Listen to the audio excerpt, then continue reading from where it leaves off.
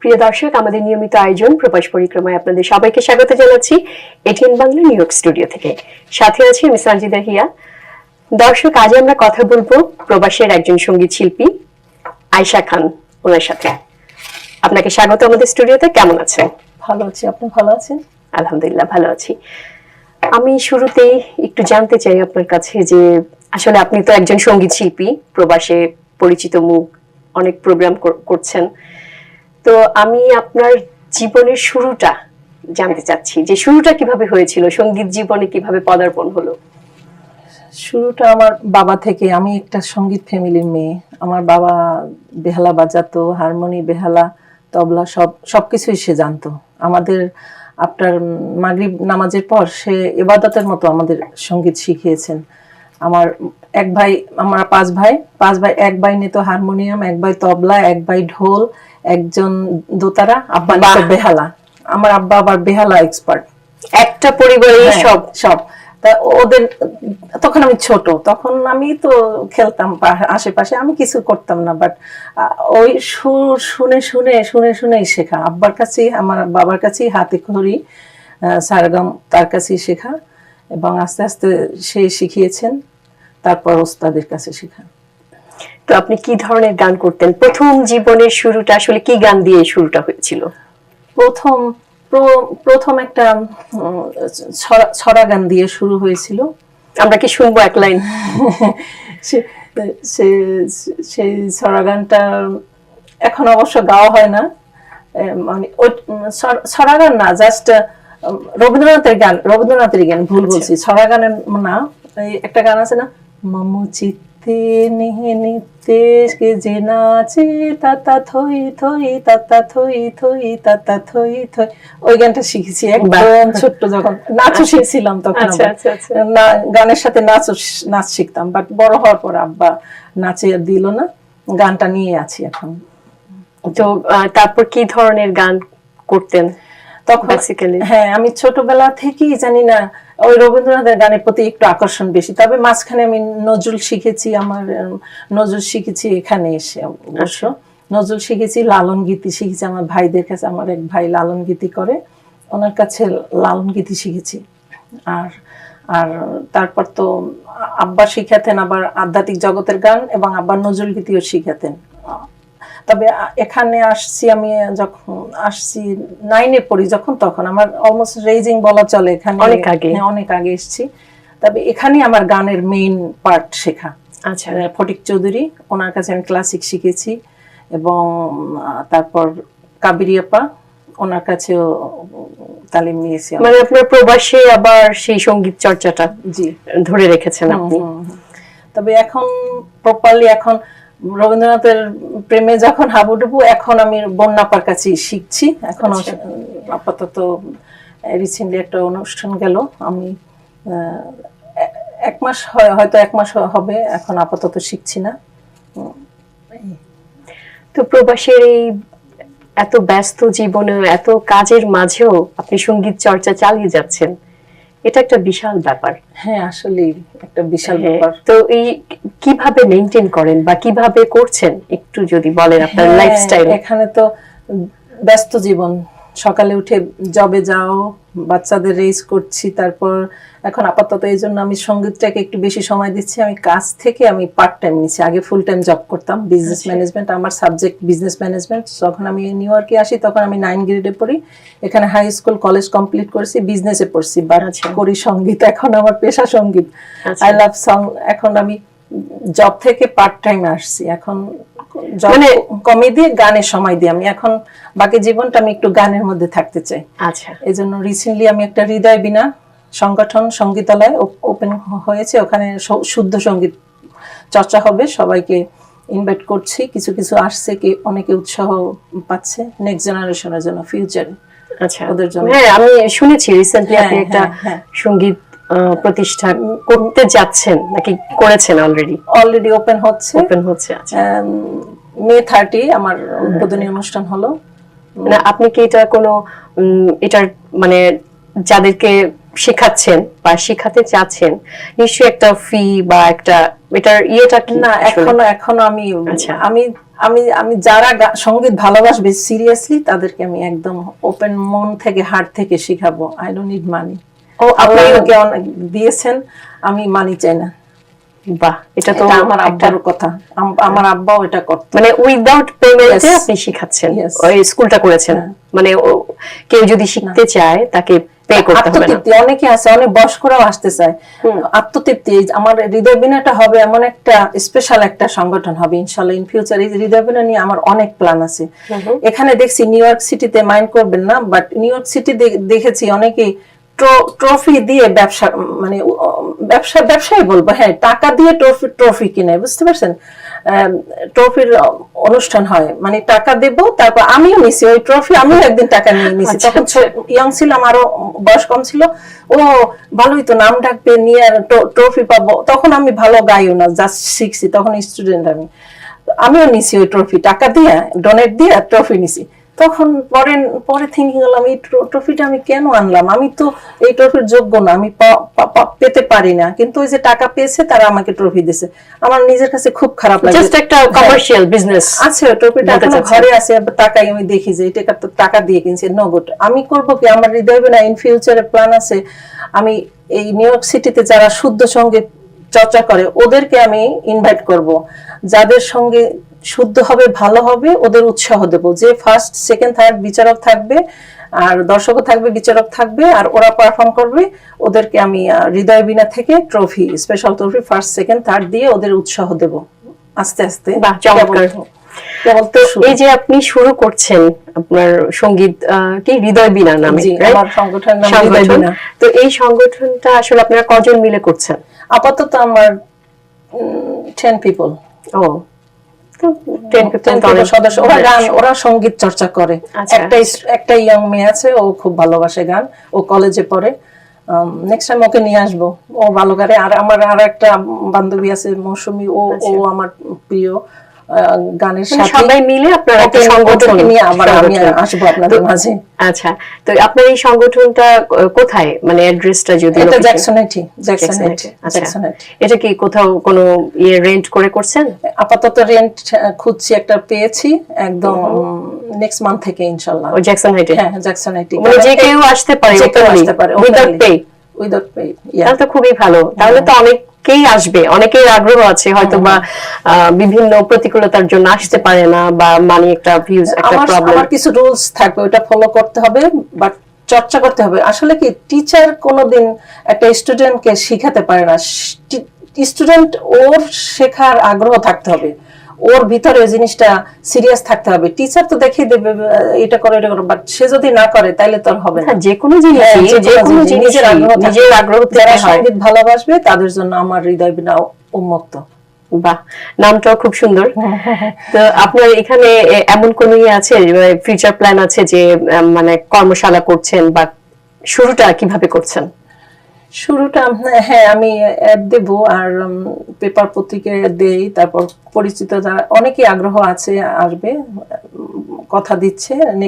Next month থেকে আমি এটা করব আর কি।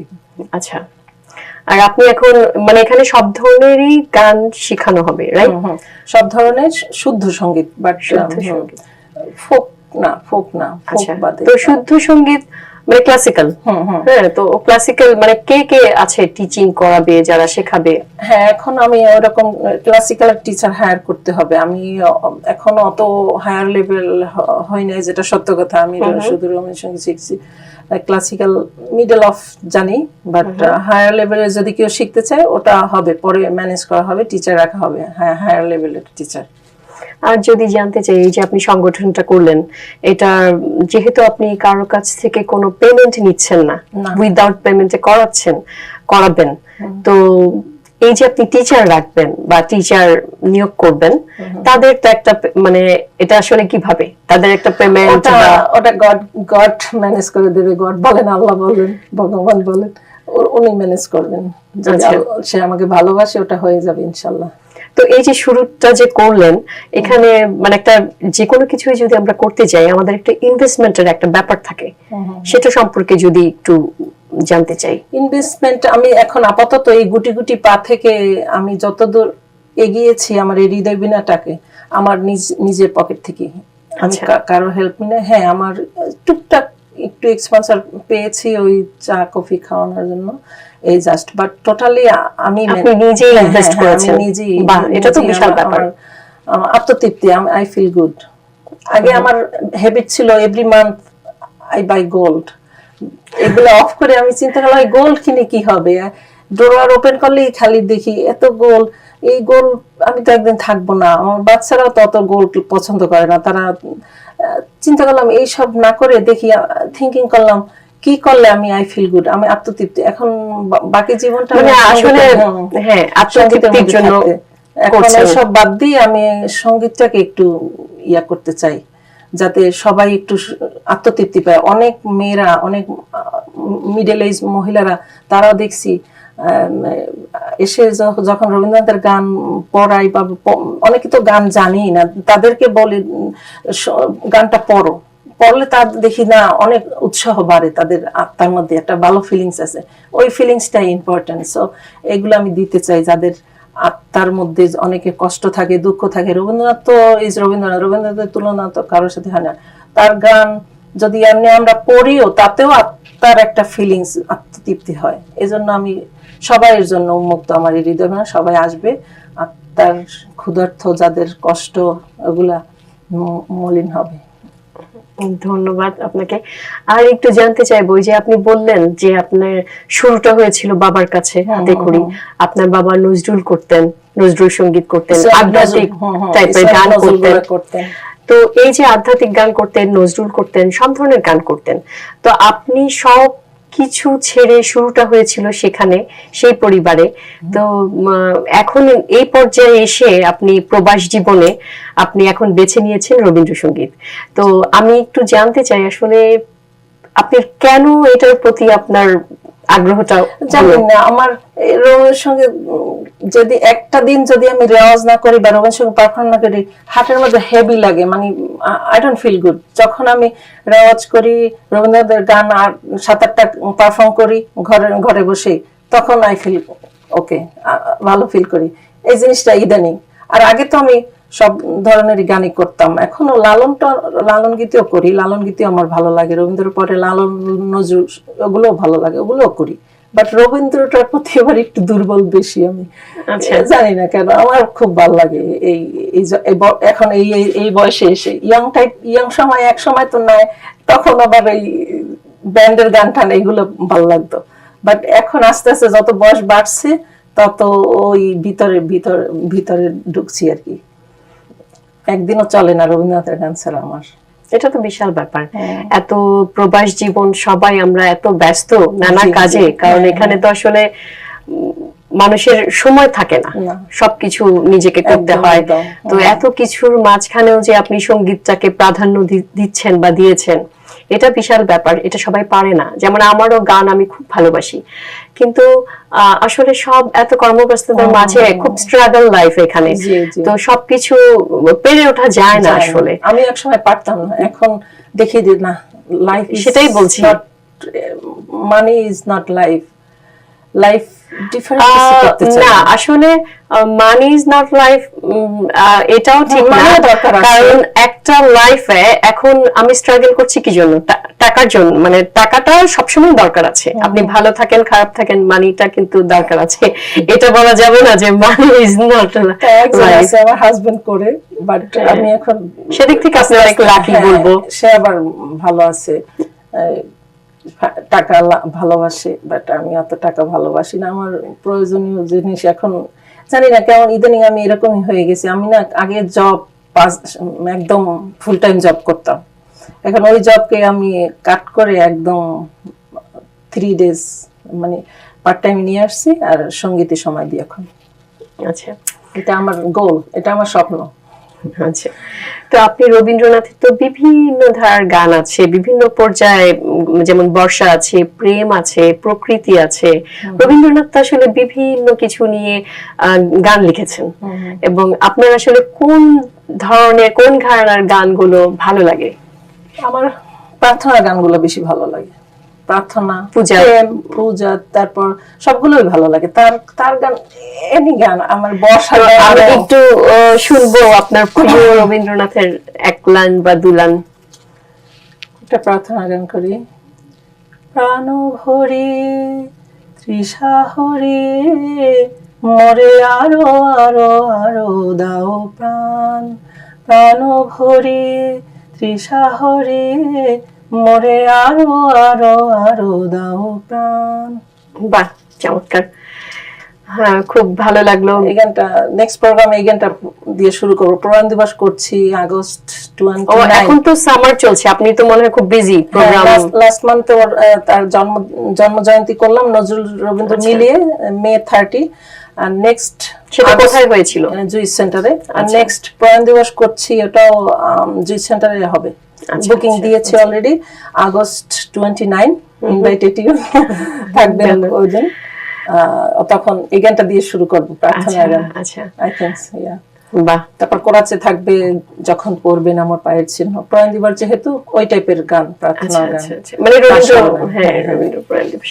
তো আর এই যে আপনার আসলে কোন সময়টাতে আপনারা, যেহেতু আপনি নিশ্চয়ই স্টেজ শো করেন, যেহেতু নিউ ইয়র্কে একটা বেশ ভালো পরিচিতি আছে আপনার, তো একটু জানতে চাইবো যে কোন সময়টাতে বেশি আপনার মানে হয় না যে একসাথে পড়ে যায়, অনেক সময় সময় দেওয়া যায় না। এই যে সামার টাইমে এই সময়টাই, এই যেমন আগামীকাল দুইটা প্রোগ্রাম, একটা নিউ জার্সিতে, একটা আগ্রা হলে।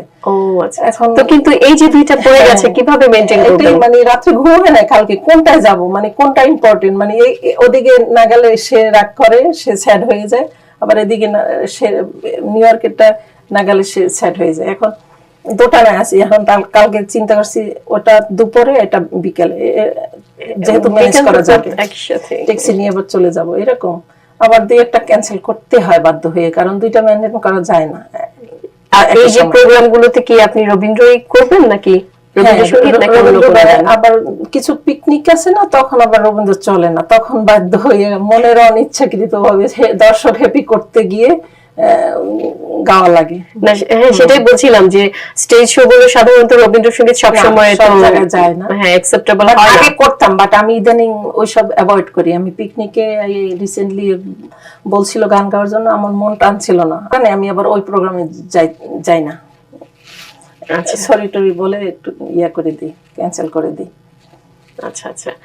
তো আপনার এই যে পথ চলা দীর্ঘদিনের, একটু জানতে চাই যে এই যে আপনি হঠাৎ একটা ডিসিশন নিলেন যে স্কুল করবেন বা সংগঠন যেটাই বলেন, এবং শুরু করতে যাচ্ছেন, তো এটার পেছনের আসলে কারণটা একটু ছোট করে যদি বলেন।